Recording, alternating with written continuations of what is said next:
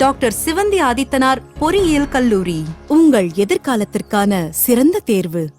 டாஸ்மாக் முறைகேடு வழக்கில் பறிமுதல் செய்யப்பட்ட ஆவணங்களை ஆய்வு செய்து வருகிறது லஞ்ச ஒழிப்புத்துறை. மேலும் செந்தில் பாலாஜிக்கு சம்மன் கொடுக்கவும் அவர்கள் திட்டமிட்டிருப்பதாக தகவல் கிடைக்கப்பெற்றிருக்கிறது. கூடுதல் விவரங்களை எமது செய்தியாளர் சாலமன் வழங்கிட கேட்கலாம். சாலமன், முழு விவரங்கள் என்ன பதிவு பண்ணுங்க.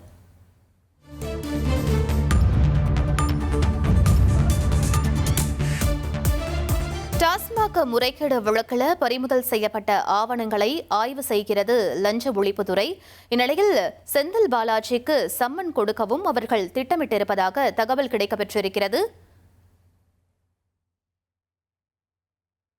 செந்தில் பாலாஜிக்கு சம்மன் கொடுத்து நேரில் அழைத்து விசாரிக்க அவர்கள் திட்டமிட்டிருப்பதாக தகவல் கிடைக்கப்பெற்றிருக்கிறது.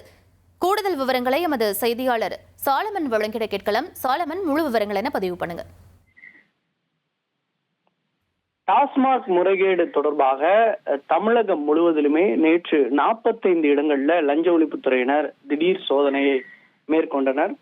குறிப்பாக இந்த சோதனையில பல்வேறு முக்கிய ஆவணங்கள் சிக்கியிருப்பதாகவும், டிஜிட்டல் ஆவணங்களும் அதே போன்று இந்த டாஸ்மாக் குற்றத்திற்கு முறைகேடு தொடர்பான குற்றத்திற்கு உண்டான ஆவணங்களும் பறிமுதல் செய்யப்பட்டிருப்பதாக லஞ்ச ஒழிப்புத்துறை தரப்புல தெரிவிக்கப்பட்டிருந்தது.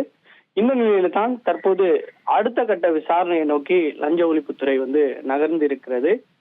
குறிப்பாக இந்த கைப்பற்றப்பட்டு இருக்கக்கூடிய அந்த ஆவணங்கள், முக்கிய ஆவணங்கள் மற்றும் டிஜிட்டல் ஆவணங்களை ஆய்வு செய்யக்கூடிய பணியில லஞ்ச ஒழிப்புத்துறை போலீசார் ஈடுபட்டு வருகிறார்கள். குறிப்பாக இதுல இந்த டாஸ்மாக் முறைகேடு வழக்கு தொடர்பாக பிரித்து இந்த சோதனையானது மேற்கொள்ளப்பட்டது.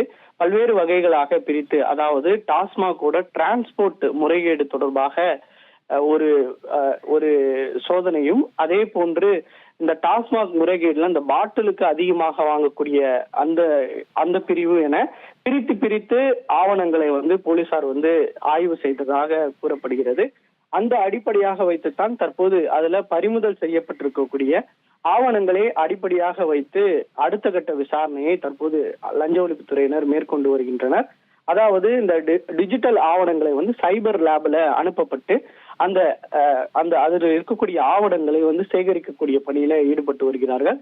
இந்த ஆய்வுக்கு பின் முழுவதாக இந்த கைப்பற்றப்பட்டு இருக்கக்கூடிய ஆவணங்களை ஆய்வு செய்த பின் அடுத்த கட்டமாக இதுல குற்றம் சாட்டப்பட்டிருக்கக்கூடிய செந்தில் பாலாஜி மற்றும் முன்னாள் டாஸ்மாக் எம்டி விசாகன் உள்ளிட்டோருக்கு சம்மன் கொடுக்கப்பட்டு அவர்களை நேர்ல அழைத்து விசாரணை மேற்கொள்ள திட்டமிட்டிருப்பதாகவும் லஞ்ச ஒழிப்புத்துறையினர் தரப்புல தெரிவிக்கப்பட்டிருக்கிறது. இதுல A1 அக்யூஸ்டாக குற்றம் சாட்டப்பட்டிருக்கக்கூடிய செந்தில் பாலாஜி, A2 விசாகன் உள்ளிட்ட மொத்தம் 7 நபர்கள் மீது லஞ்ச ஒழிப்புத்துறையினர் வழக்கு பதிவு செய்திருக்கிறார்கள். வழக்கு பதிவு செய்து அதுல முதல் தகவல் அறிக்கையில பல்வேறு குற்றச்சாட்டுகளை முன்வைத்திருக்கிறார்கள்.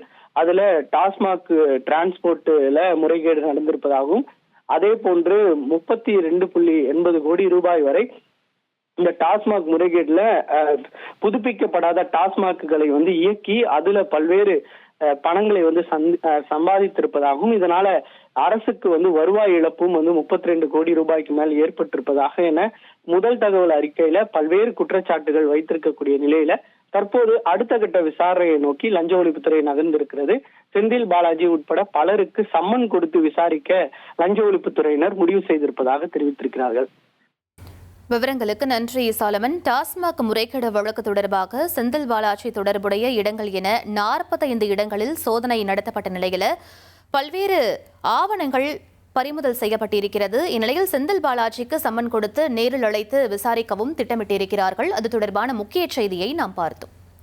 டாக்டர் சிவந்தி ஆதித்தனார் பொறியியல் கல்லூரி, உங்கள் எதிர்காலத்திற்கான சிறந்த தேர்வு.